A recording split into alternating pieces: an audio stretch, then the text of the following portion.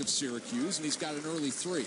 Yeah, he can shoot the basketball. You think about the wings right now between Benajay and Kennard. That is some shooting they have out here on the floor. Samaje Kristen, it seems like 15 years from now we'll see him playing for the Thunder here at the Magic's practice facility. He is, when we say Summer League staple, we really mean it with Samaje Kristen. Yeah, he is definitely put in the time. First shot of Luke Kennard's pro career is a miss. Hamilton carried the ball, and Haywood Workman just came by to dap us up. That's my guy, man. We had a lot of battles. Hayward, one of the few guys who've made that transition from NBA player to NBA official.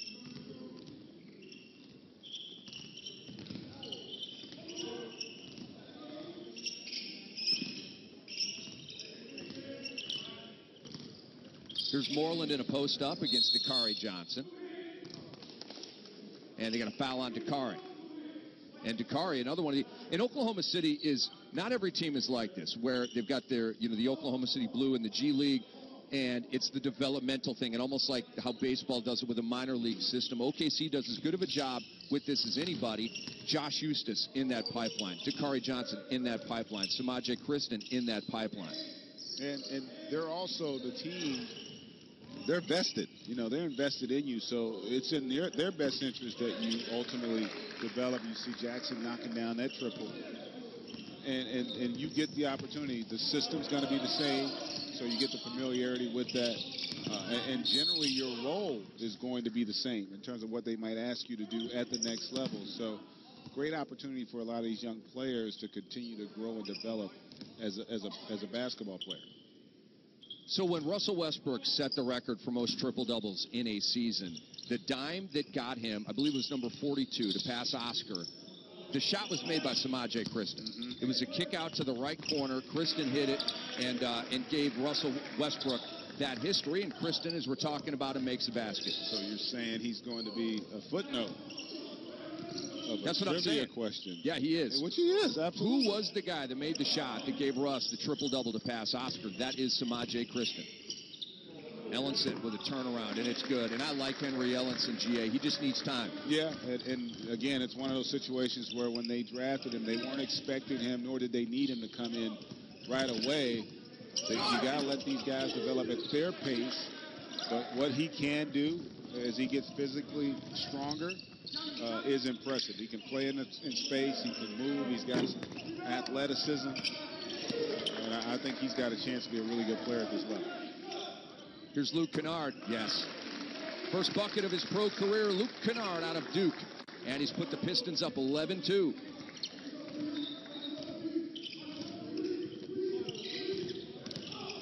Kristen to Johnson, out to Hamilton. He steps into a three. Look at Moreland. Pardon me, that was Josh Eustace there. Yeah. Knocking that one in, the springy Josh Eustace. And Henry Ellenson goes glass for an and one, and Detroit is flexing early in Orlando. Yeah, that was impressive. Straight line drive there, but able to get the contact.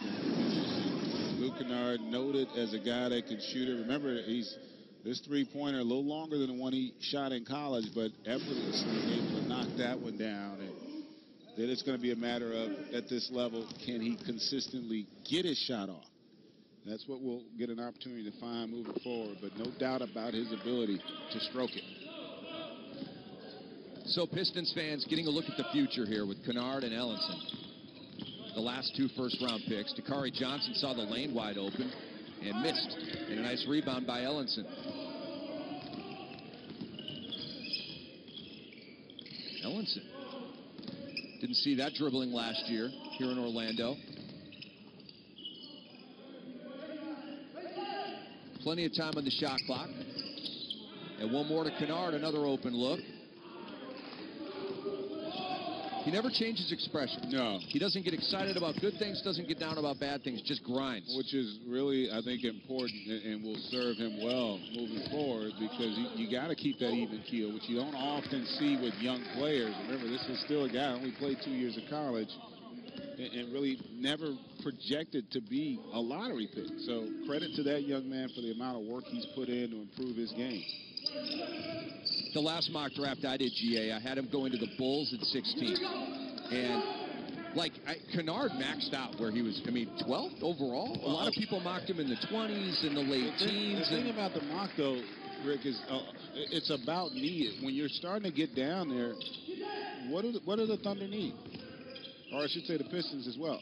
They need shooting. They need perimeter shooting. So if you're going to be able to get a guy at that point and they may have had him ranked higher. That's the other thing that mocks can't account for. A mock can tell you what they think, but doesn't tell you what the team thinks. And the teams don't always have players ranked where we think they should be ranked. Right. That's why they're paid the big bucks. They evaluate differently. I'm merely an unofficial talent evaluator. I am not a seven-figure shot caller in the NBA, but we're having fun here in Orlando.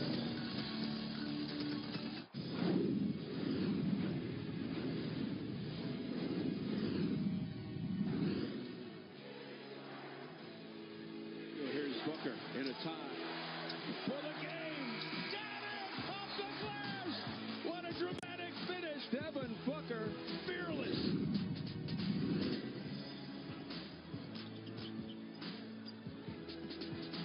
Lopez at the buzzer. It's good.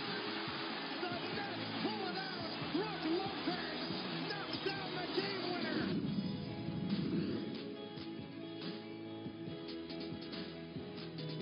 Go all the way. Don't pull up. Might get fouled. Yeah. Jabari Parker. The follow-up and hits it off the buzzer. Lights went off as it went through the net. It's good. The Bucks win. It's over. In the hands of Raiders. 3 seconds left for 3 in the win. Yes! Dion has done it! Oh, my. Loose ball taken by Henderson. Sixers don't call the timeout. Here's Ilyasova. Here's McConnell. Can he get it off? Yeah! And the Sixers win it! The Sixers win. Oh, yeah. T.J. McConnell in the nick of time. The Sixers come back and beat the New York Knicks.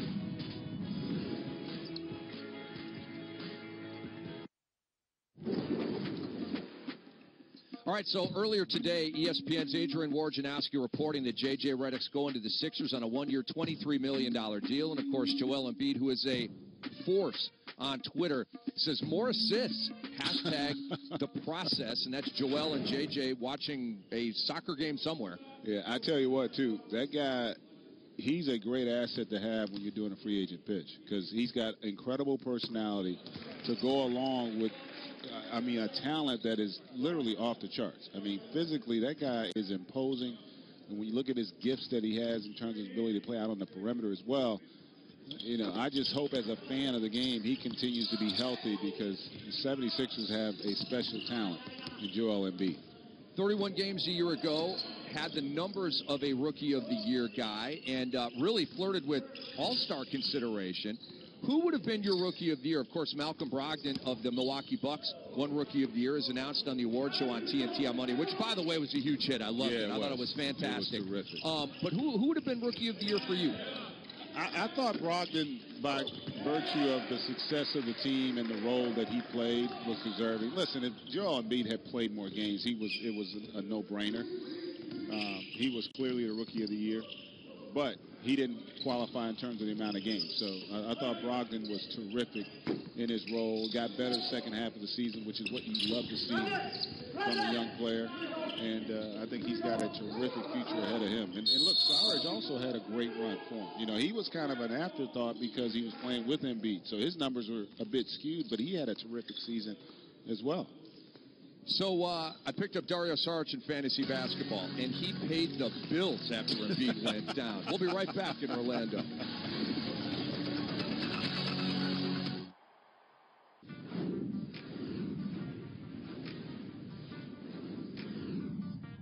And steal. Nice. D-line quickness. Drop to the basket. Rejected by Yacht. Get that out of here. Jump back, Jack.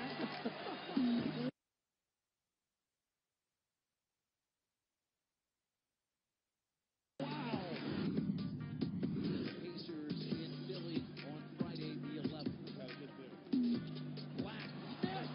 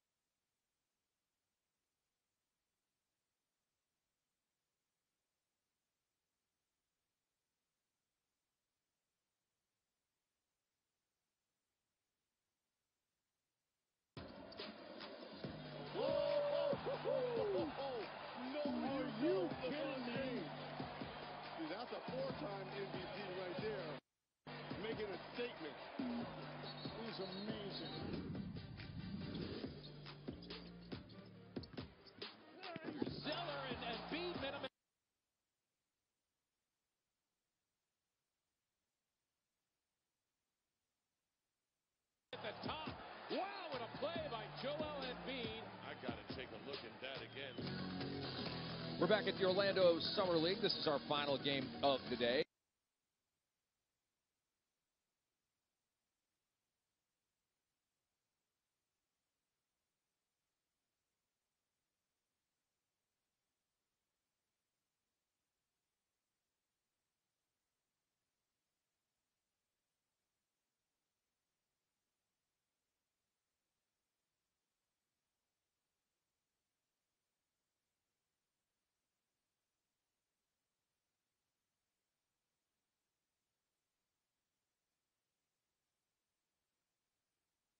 You look at Stan Van Gundy, Prez, and head coach of the Pistons, and his father.